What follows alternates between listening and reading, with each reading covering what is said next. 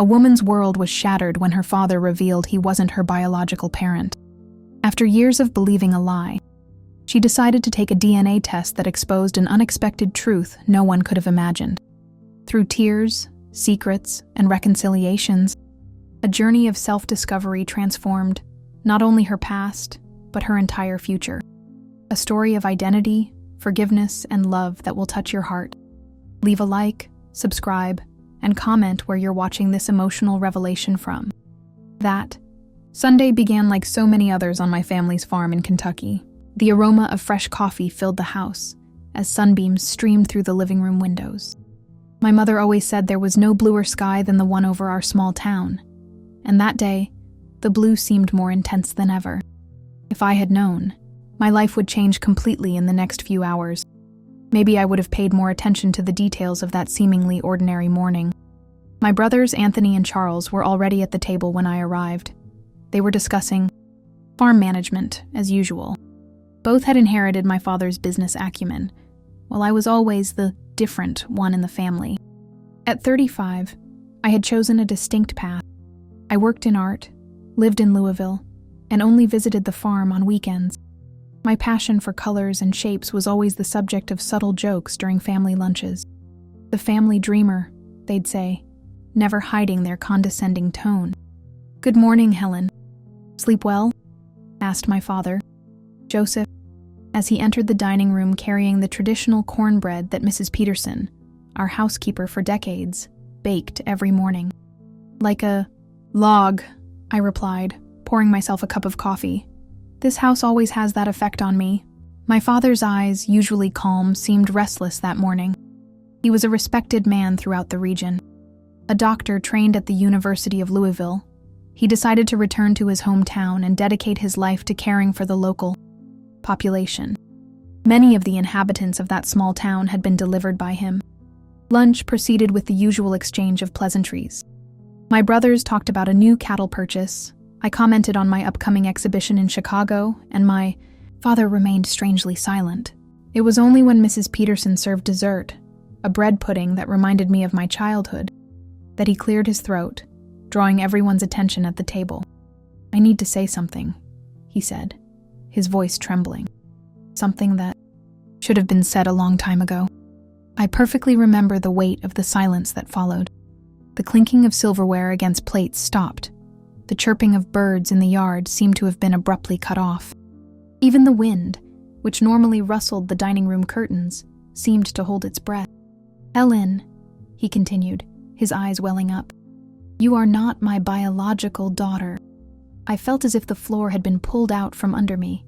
My hands, usually steady when painting, trembled violently, knocking over my glass of lemonade onto the embroidered tablecloth my grandmother had made decades ago.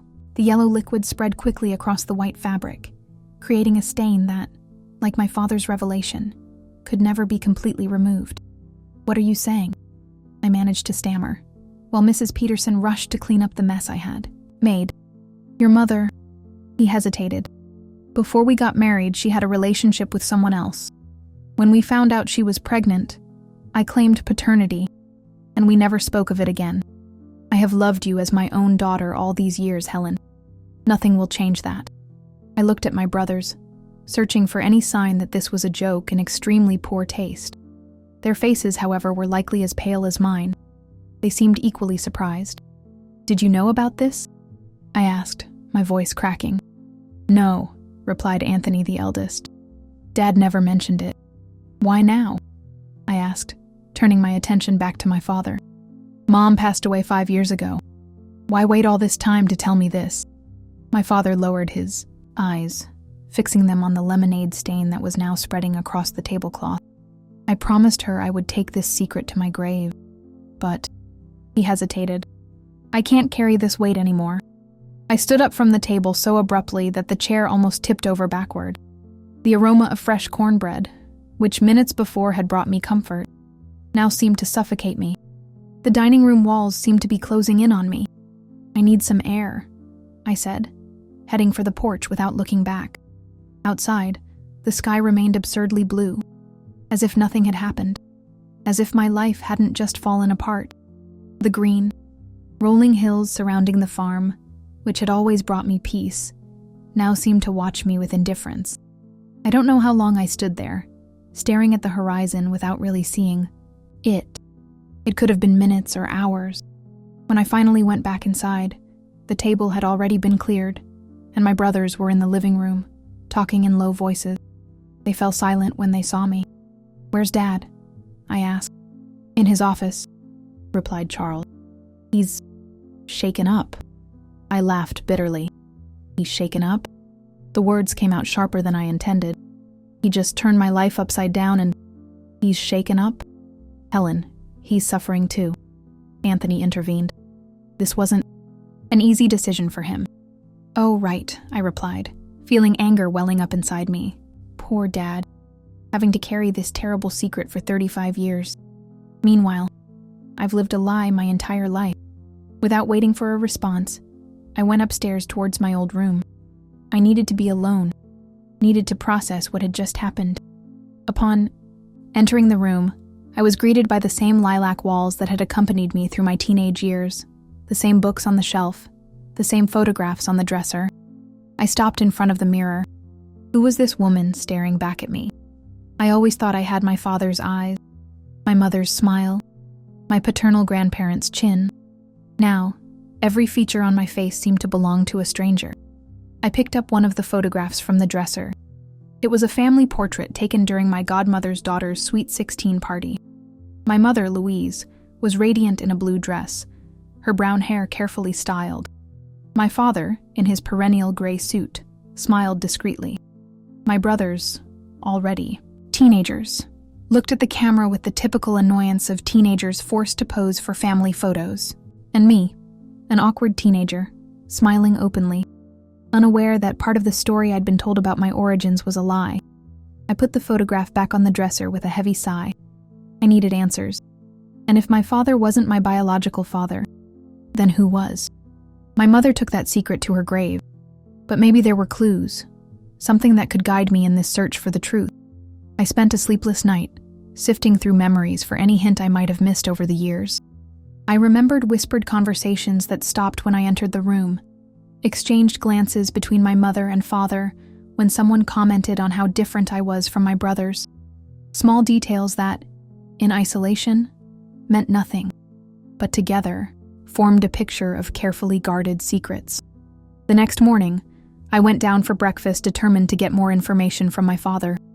I found him alone in the kitchen, making a cup of coffee with trembling hands. He seemed to have aged decades overnight. "Good morning," I said, my voice calmer than I thought possible. He turned, surprised by my presence. "Helen, No," I interrupted. "Today, I'm going to talk, and you're going to listen. I need to know everything. Who is my biological father? Did my mother have an affair? Was it a relationship before you knew each other? Does he know I exist?" My father sighed, placing his coffee cup on the table. "It was before we got married," he began. "Your mother had a relationship with a musician passing through town, a man named Richard. When we found out she was pregnant, we decided I would claim paternity. No one in town knew, not even your brothers. As for whether he knows about you," he paused. "I don't know. Your mother never wanted to contact him again." "A musician?" I repeated, trying to absorb the information. "And you just decided to erase his existence from my life?" "We did what we thought was best at the time," my father defended himself. "We were young, scared. Society was different 35 years ago, Helen. A single mother would have been stigmatized. You would have been called..." He couldn't finish the sentence. "Illegitimate," I finished. "So you lied to protect me? To protect all of us," he said, a pleading tone in his voice. "Your mother didn't want Richard to be part of our lives. He was a drifter, a dreamer who went from town to town with his guitar. Not the type of person who would take responsibility for a child." The irony wasn't lost on me. The man my father described sounded much more like me than the rest of the family. A dreamer, an artist. Maybe that's where my passion for the arts came from, so different from my brother's business inclinations. "I need to find him," I said, more to myself than to my father. "Helen, I don't think that's a good idea," my father warned. "It's been 35 years. He could be anywhere." might not even be alive anymore. I have to try, I insisted. I can't just accept this revelation and go on with my life as if nothing happened. I need answers. I need to know my origins. My father seemed to age even more before my eyes. If that's what you want, I can't stop you. But know that, regardless of what you discover, you will always be my daughter. Those words, spoken with such sincerity, almost made me reconsider. Almost. But the need to find the truth was stronger. I returned to Louisville the next day, determined to start my search. In the weeks that followed, I turned my small apartment into an investigation hub. I searched the name Richard in old local newspaper archives, looking for any mention of musicians who had passed through town around the time my mother got pregnant. The search seemed fruitless until one rainy afternoon, I decided to explore the farmhouse attic, searching for any clue my mother might have left behind. The attic was exactly as I remembered, dusty, filled with old furniture and boxes of memories from past generations. I spent hours opening trunks and examining yellowed documents. Just as I was about to give up, I found an old leather suitcase hidden behind a bookshelf. Opening it, besides old clothes, I found something that made my heart race. A diary, carefully hidden in the lining of the suitcase. The yellowed pages revealed my mother's delicate handwriting. It was a diary from her youth, with entries dating back to the year before my birth. I sat right there on the dusty attic floor and began to read, feeling like I was invading her privacy, but unable to stop. Today, Richard played a song he wrote, for me. One entry read, "He says I'm his muse, his inspiration. Daddy would never approve of our relationship, but I can't help loving him. When he plays, it's like the whole world disappears, and it's just the two of us." My heart pounded as I read those words. My mother, always so reserved and traditional in my memories, had been in love with a rebellious musician. I kept reading, absorbing every word, every emotion recorded on those pages. Richard left today, read an entry a few weeks later, said he was invited to play in Chicago, that this is his big break. He promised to come back for me, but I see, in his eyes, that music is his only true love. I didn't tell him about the baby. It wouldn't be fair to tie him down here, to destroy his dreams with a responsibility he didn't ask for. Tears streamed down my face. My mother had chosen not to tell Richard about my existence. He never even knew he had a daughter. The following entries detailed my mother's initial despair, followed by the comfort she found in the arms of the man I had always known as my father. "Joseph is a good man," she wrote. "When I told him about the baby, I expected rejection, maybe even contempt. Instead, I found understanding and love. He proposed marriage, offered to raise the child as his own. I know I don't love him the way I loved Richard, but maybe, over time, I'll learn to love him as he deserves." I closed the diary, feeling a mix of emotions I couldn't name. My mother had loved this Richard intensely, but chose a life of security with my father. Richard never knew I existed, and I, for all these years, had lived a life based on a well-intentioned lie. I put the diary in my bag and went downstairs, determined to follow this new lead. My father was on the porch, watching the sunset. "I found Mom's diary," I said bluntly. He turned slowly, his face a mask of resignation. "I figured you'd find it eventually. Why didn't you tell me he didn't even know about me?" I asked, feeling indignation rise. "You let me believe he had abandoned us." "I never said that," my father defended himself. "I only said your mother didn't want him to be part of our lives. By omission, you led me to believe something that wasn't true," I retorted. "I'm going to find him. I need to know who he is. I need to understand where I come from." "And what if he doesn't want to meet you?" my father asked, with a softness that disarmed me. "Have you considered that possibility?" I had no answer to that question. In truth, I hadn't considered that Richard might reject me. In my mind, I had constructed a scenario where he would welcome me with open arms, where I would finally find the answers to all the questions that now tormented me. "I have to try," I finally said. "If he doesn't want to meet me, at least I'll—" "No, I tried." My father nodded slowly, accepting my decision. Your mother said he was going to play at a nightclub called the Blue Note in Chicago. I don't know if it still exists or if he still plays there, but it's a start. I was surprised by this information. You knew all along where he might be? Not exactly, my father replied. Your mother mentioned it once, right after you were born. Said he had gotten a steady gig there. We never spoke about it again. I thanked him for the information, however late, and returned to Chicago with renewed determination. The nightclub The Blue Note still existed, though it had changed names a few times over the decades. It was now called The Blue Note, a nod to the famous jazz club in New York. I visited the place on a Wednesday night, when the crowd was thin. The bartender, a middle-aged man with graying hair, listened to my story with surprising attention. Richard Almeida? He repeated, after I described the man I was looking for based on my mother's diary. Yeah, he played here for many years. One of the best guitarists I've ever seen. My heart raced. A concrete lead, finally. Do you know where I can find him? The bartender frowned, thoughtful. He stopped playing here regularly about 10 years ago. Shows up now and then for a special performance. Last time was about 6 months ago. Do you have any way to contact him? I asked, unable to hide the anxiety in my voice. Not directly, the bartender replied. But the owner, Mr. Davis, probably does. He usually comes in on Friday nights. If you come back, you can talk to him. 2 days later, I returned to the Gia, Blue Note. Mr. Davis, a portly man with an impressive mustache, listened to my story with interest. Richard's a legend in this place, he said. Played here for almost 20 years. Now he's semi-retired, gives music lessons, and does occasional gigs. I need to find him, I insisted. It's extremely important. Mr. Davis watched me for a long moment, as if assessing my sincerity. I don't normally do this, but your story moved me, he said finally. I'll call him and mention you want to talk. The rest is up to him. I must have looked as anxious as I felt, because Mr. Davis smiled understandingly. Leave your contact information with me. If he agrees to meet you, I'll be in touch. The following weeks were an exercise in patience. While waiting, I continued researching Richard Almeida.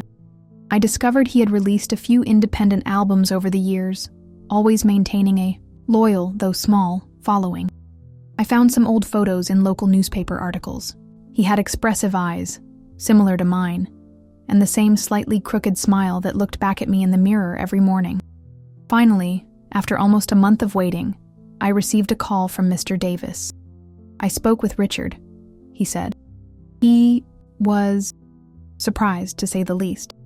He needs some time to process the information, but he agreed to meet you. He'll be performing here next Friday. Said you could come watch, and you can talk afterward. I spent the entire week in a state of anxiety and anticipation. When Friday finally arrived, I dressed carefully, choosing an outfit that seemed neither too formal nor too casual. I wanted to make a good first impression, though I didn't even know exactly why. The Blue Note was packed that night. I found a table in the back following Mr. Davis's guidance. The lights dimmed, and a gray-haired man stepped onto the stage, carrying a well-worn guitar. Richard Almeida, my biological father, was just a few feet away from me. He played for almost 2 hours, a mix of blues and jazz that completely captivated me. There was something familiar in his music, something that resonated within me in a way I had never experienced before. When the performance ended, I remained seated, unable to move, while the crowd applauded enthusiastically. Mr. Davis approached my table after most of the customers had left. He's waiting for you in the dressing room, he said, indicating a door at the back of the club. With trembling legs, I headed to the indicated spot and knocked softly on the door. Come in, a deep voice replied from the other side. Richard was sitting on a worn sofa, still holding his guitar. Up close, I could see the similarities between us more clearly. The same eyes, the same face shape. He watched me for a long moment before speaking. Helen, right? He said finally. I nodded, unable to form words. Davis told me your story, about your mother, Louise, and how you just found out that, he hesitated, that I might be your biological father. Yes, I managed to reply. I found her diary. She wrote about you. Richard indicated the sofa next to him, inviting me to sit. "Louise was my first true love," he said, with a nostalgic smile. "We were so young, so full of dreams. She had that way of looking at the world, with so much hope. She never told you about me," I said, more as a statement than a question. Richard shook his head. "No. When I left town, I promised to come back for her. But life on the road, the opportunities, I ended up staying in Chicago. When I finally came back almost a year later, she was already married to a local doctor. I thought she had moved on, that she had forgotten me. She didn't forget," I said, remembering the words in the diary. "She wrote about you so fondly." A single tear rolled down Richard's wrinkled face. "I never knew I had a daughter," he whispered. "All these years, I missed so much." I didn't know what to say. Part of me wanted to blame him for not coming back, for not trying harder. Another part understood that he hadn't known I existed, that he couldn't be blamed for a decision my mother made alone. "Why are you looking for me now?" he asked after a moment of silence. "After so many years?" I explained about my father's revelation, about my search for answers, about the need to understand my origins. "So Joseph was your father all these years," Richard said thoughtfully. "He raised you, loved you. That's much more than I ever did." "Not by your choice," I argued. "You didn't even know about me." Richard smiled, a sad, tired smile. "Still, he was your father in every way that matters." We talked for hours. Richard told me about his life, his travels, his music. He spoke about how he never married, never had other children. "I always felt something was missing," he confessed. Now I understand what it was. When we parted ways, it was already early morning. We exchanged phone numbers, promising to keep in touch. I don't know exactly what I expected from this meeting, but I left with a sense of peace I hadn't experienced since my father's revelation. 3 months had passed since that Sunday lunch that had turned my life upside down. I kept in regular contact with Richard, occasionally meeting him for lunch or watching his performances. It was strange, building a relationship with a man who was biologically my father, but who at the same time was almost a stranger. It was during one of these lunches that Richard suggested something that would again change the course of my life. "Helen, have you considered taking a DNA test?" he asked as we finished our meal. "To confirm, that I'm really your father." The suggestion caught me by surprise. I was so certain that Richard was my biological father that I hadn't even considered the possibility of taking a test. "Do you have doubts?" I asked. Richard shook his head. "It's not that. It's just, looking at you, I see so many similarities, but I also see features I don't recognize, that aren't mine. Maybe it's just my imagination, but—" "I understand," I interrupted. "You want to be sure. I do too." The following week, I took a DNA test with Richard, and to my absolute surprise, it revealed that neither the man who raised me, Joseph, nor Richard shared DNA with me. Now I was even more confused. If neither the father who raised me, nor the musician my mother loved was my biological father, then who was? I confronted my father, Joseph, with the test results during my next visit to the farm. He was in his office when I entered, organizing some old documents. He looked more dejected than ever. "I need to tell you something important. I took a DNA test. Neither Richard nor you are my biological father." How was that possible? I expected surprise, maybe even indignation. Instead, I saw a man crumble before my eyes. My father collapsed into his chair, trembling, his face pale as if he'd seen a ghost. I believed it myself. My medication, it's causing side effects. The doctor said I might have episodes of mental confusion. These episodes might have created delusional ideas. I looked at my father with a mixture of shock and compassion. He had believed his own lie, the result of a temporary psychotic state caused by medication. "Why didn't you tell me about the medication?" "I didn't want you to worry about me. It was only after that lunch when you left that Anthony and Charles noticed my erratic behavior. They took me to the doctor, who diagnosed a severe side effect from the heart medication I'm taking." This information hit me like a blow. My father, a respected doctor, had ignored the signs of a medication complication that, ironically, he should have recognized. "And now we're back to square one," I said, feeling the weight of the emotional exhaustion of the past few months. "I don't know who I am. I don't know where I come from." My father looked at me with anguished eyes. "You are my daughter, Helen. You always have been, always will be. Blood or not, we raised you with love. That's what really matters." Part of me wanted to accept his words, end this search, and move on with my life. But the need to know the truth was stronger than ever. If it wasn't Richard, then who was my biological father? It was during the town's annual summer festival, 6 months after the initial revelation, that my godmother, Eleanor, asked to speak with me privately. Eleanor had always been a distant figure in my life, appearing only at important family occasions. I always attributed her reserve to an introverted personality. But that night, as we sat in her backyard, the smell of barbecue and funnel cakes filling the air, I realized there was much more to her distance than simple shyness. "Helen, there's something you need to know," she said, her wrinkled hands trembling slightly. "Something I promised your mother I would never reveal. But now, it seems fate wants you to know." What Eleanor revealed to me that night changed everything. My mother had undergone fertility treatment, something considered taboo back then, especially in the conservative society of rural Kentucky. I had been conceived through artificial insemination, with sperm from an anonymous donor. "Your father agreed to the procedure," Eleanor explained, but he could never fully accept that reality. The pride, the shame before the community, all of it ate away at him inside for years. The revelation brought a mix of relief and new questions. Over the next 2 months, I faced the bureaucracy of fertility clinics, the resistance from family members who preferred to leave the matter in the past. During this search, I discovered that the doctor in charge of the donor program was, ironically, a distant cousin of my father's. 11 months into my year-long journey, I managed to discover the identity of my donor, a medical student who had become a renowned geneticist. After hesitating, I wrote him a letter explaining my situation. His response came as an invitation to meet. The man, now a respected university professor, received me with genuine curiosity. During our conversation, he revealed he had always wondered if his genes had resulted in a child.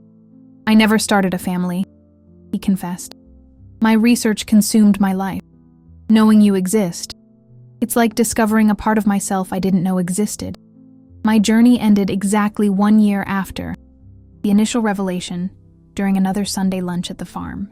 I gathered all the important characters of this saga: my father, now recovered from his medication-induced confusion; my brothers, who after initial resistance supported my search; Eleanor, who revealed the crucial truth; and to everyone's surprise, the geneticist, who was welcomed with warm curiosity by the family. On the farmhouse porch, as we watched the sun set behind the rolling Kentucky hills, the aroma of fresh coffee mixing with the evening air, I realized a fundamental truth. Family is about much more than DNA. It's a daily construction of love, respect, and above all, truth. I looked at these people, so different from each other, united by extraordinary circumstances, and felt a peace I hadn't experienced in a long time. My tear-filled eyes reflected not only the pain of the past, but especially the hope for a future where all bonds, biological or not, are equally valuable. "So, this is it," my father said, breaking the contemplative silence. "A year of revealed secrets, discovered truths. A year of healing," I corrected, holding his wrinkled hand in mine, "and of new beginnings." The geneticist raised his coffee cup in a silent toast, followed by the others. In that moment, I understood that the search for my origins had led me not to a definitive answer, but to a deeper understanding of what it truly means to belong. And that, more than any blood tie, was the real treasure I had found.